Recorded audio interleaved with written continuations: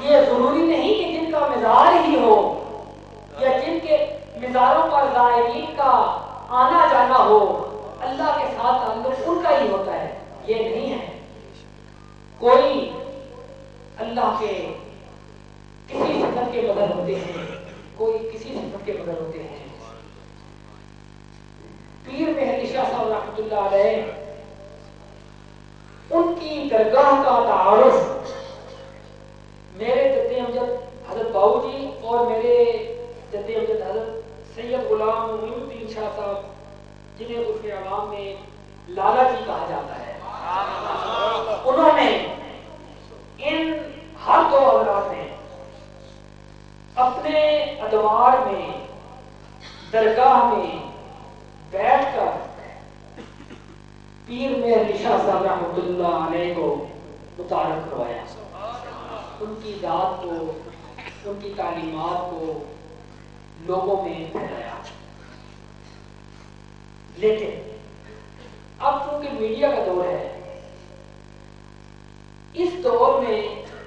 میرے والد گرامی اگر اس میدان عمل میں، اس میدان خطابت میں نہ آتے تو وہ کام یا وہ امیج، وہ پیر مہدی شاہ صاحب کا وہ تشخص، وہ علمی وقار، وہ علمی مرتبہ، علمی قدر لوگوں نے عالم اسلام میں اس حد تک روح شناس نہ ہوتا۔ میدان خطابت میں آ کر میرے والد گرامی نے اپنی شعلہ بیانیوں کا سکہ بٹھایا اور اپنے آپ کو منوایا کہ یہ خطابت اتنی آسان چیز بھی نہیں ہے۔ اس وقت میں آپ سب سے مخاطب ہوں اور میرے آپ سب مخاطب ہیں، مخاطب اور مخاطب، میرے آپ مخاطب ہیں اور میں مخاطب ہوں۔ بحیثیت انسان کوئی بھی ایسا جملہ میری زبان سے نکل سکتا ہے جس پر آپ میں سے کوئی شخص بھی گرفت کر لے۔ اپنے آپ کو مجمع کے سامنے لے کر آنا اس انداز سے، کارے ہر سنگ نہیں لالے بدخشاں ہونا۔ میرے والد گرامی نے لاکھوں کے اجتماع میں جس انداز میں حق بات کا پرچار کیا، یہ خاص طور پر ان کے ساتھ، یہ چیز ان کے ساتھ خاص تھی۔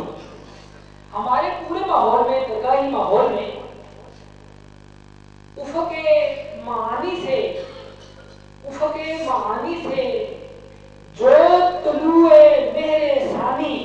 افق معانی سے جو طلوع مہر ثانی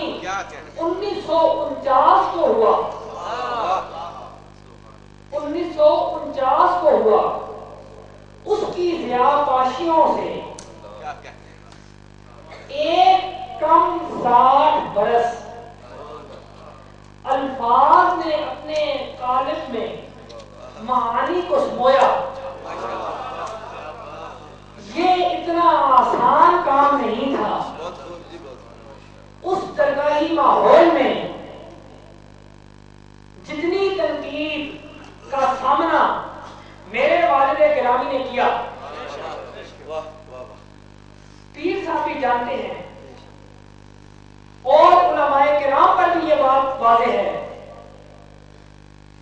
کہ اپنے ماحول میں کیا اور غیر ماحول میں کیا، جس تنقید کا سامنا، جس دلیری کے ساتھ میرے والد گرامی نے کیا، اس دور میں، اس کم از کم اس دور میں، آئندہ ادوار میں اگر کوئی آئے تو آئے، کم از کم اس دور میں کون ایسا شیخ یا کون ایسا شیخ زیادہ ہے کہ جس کے منہ پر تنقید کی جا سکے؟